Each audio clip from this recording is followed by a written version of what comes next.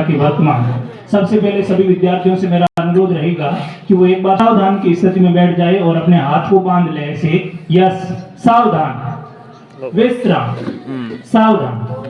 अब बड़े ध्यान से विद्यार्थियों की बात को सुनना, क्योंकि आप ही अपने माता पिता की असली पूंजी हो। बाकी देखो बच्चों, जगत मिथ्या है और हमारे माँ बाप ही सत्य है। इस बात को जितना जल्दी हम स्वीकार कर लेंगे इतना हमारा देश विकसित होगा। और हमारे माननीय प्रधानमंत्री जी का जो सपना है 2047 तक भारत को विकसित बनाना है, वह तभी संभव होगा क्योंकि संसार अपने हिसाब से, अपनी व्यवस्थाओं के हिसाब से बात करते हैं। इसलिए माँ बाप ही सत्य है। और मैं दुष्यंत कुमार की पंक्तियों के माध्यम से अपने विचार व्यक्त करना चाहूंगा कि हो गई है पीर पर्वत सी पिघलनी चाहिए, इस माणकी से कोई गंगा निकलनी चाहिए। हो गई है पीर पर्वत सी पिघलनी चाहिए, इस माणकी से कोई दूसरा गोवर्धन निकलना चाहिए। मेरे सीने में नहीं तो मेरे सामने बैठे हुए बच्चे के सीने में हो, मेरे सीने में नहीं तो मेरे सामने बैठी हुई बच्चियों के सीने में हो कहीं भी आग, लेकिन ये आग जलनी चाहिए। हो गई है पीर पर्वत सी पिघलनी चाहिए, इस माणकी से कोई दूसरा मालानी रतन निकलना चाहिए। सिर्फ हंगामा खड़ा करना मेरा मकसद नहीं, सिर्फ हंगामा खड़ा करना मेरा मकसद नहीं, मेरा मकसद है कि यह सूरत बदलनी चाहिए, मेरा मकसद है कि यह सूरत बदलनी चाहिए। हो गई है पीर पर्वत सी पिघलनी चाहिए, इस माणकी से कोई दूसरा मालानी रतन निकलना चाहिए। आज ये दीवार पर्दों की तरह हिलने लगी, आज ये दीवार पर्दों की तरह हिलने लगी, लेकिन ये शर्त ये है कि ये बुनियाद हिलनी चाहिए, शर्त ये है कि ये बुनियाद हिलनी चाहिए। हो गई है पीर पर्वत सी पिघलनी चाहिए, इस माणकी से कोई दूसरा मालानी रतन निकलना चाहिए। प्रिय विद्यार्थियों, हम जानते हैं कि गोवर्धन राम जो हमारे गांव के पूर्व सरपंच थे, जिन्हें पूरी एक मालानी रतन के नाम से जानते हैं, वो कोई आसमान से नहीं गिरे, वो भी हमारी तरह एक बच्चा था और आगे जाकर एक महान मालानी रतन बन के उभरा।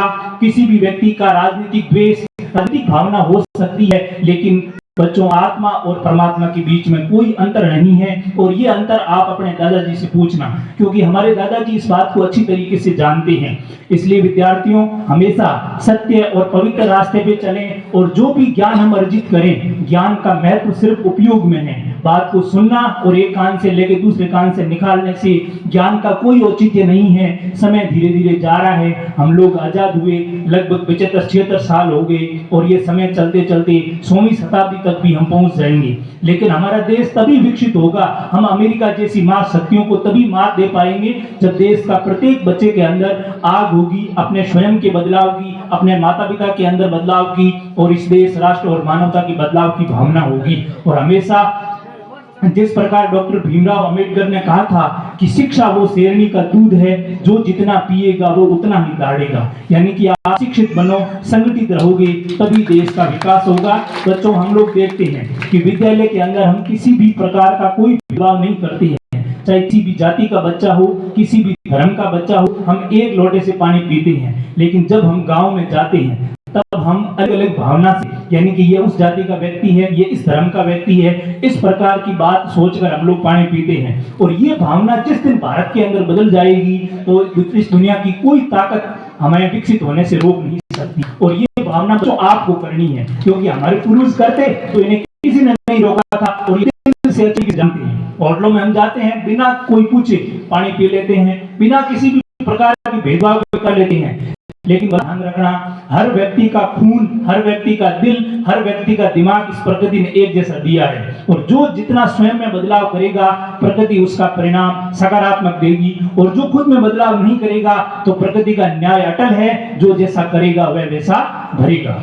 और साथ ही विद्यार्थियों, लास्ट में चाहूंगा, आप हमेशा अपने गाँव में चाहिए, हमारे पूर्वज जगराम जी ने भी कहा है कि संगठित रहो, एक हमेशा साथ में रहो। जैसे बात हमारे सैनिकों की एक आवाज होती है ऑपरेशन सिंदूर के समय, बाधाओं में कितना दम, कस ले मुंह बढ़ा कदम, ये बाधाएं कितनी है, नभ को सूले जितनी है, हिम्मत का कुछ पार नहीं, नभ को सूले इतनी है।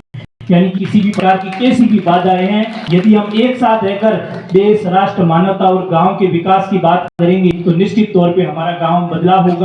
आगामी हमारे राजनीतिक चुनाव भी है, लेकिन इस चुनाव में भी मैं कहना चाहूंगा, जो भी व्यक्ति हमारे गांव का प्रतिनिधित्व करें वो एक ऐसा महान शख्सियत करें जिस प्रकार हमारा पूर्वज करके गए थे, ताकि हमारे गांव का नाम पूरी मालानी और पूरे बिश्नोई समाज, पूरे राजस्थान में हर समाज, हर जाति, हर धर्म और हर लिंग के व्यक्ति उसके प्रति सम्मान की दृष्टि देखते हैं, चाहे वो पक्ष का व्यक्ति हो चाहे विपक्ष का व्यक्ति हो। क्योंकि जब व्यक्ति का अंतिम समय आता है तब उसके पूरे जीवन का वास्तविक मूल्यांकन होता है कि उस व्यक्ति ने पूरे जीवन के अंदर क्या किया।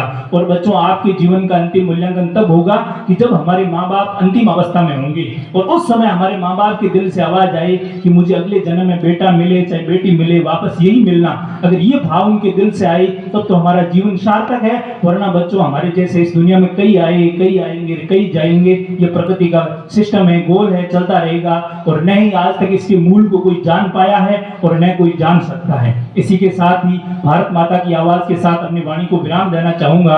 भारत माता की, भारत माता की, भारत माता की। वंदे वंदे वंदे। जय हिंद।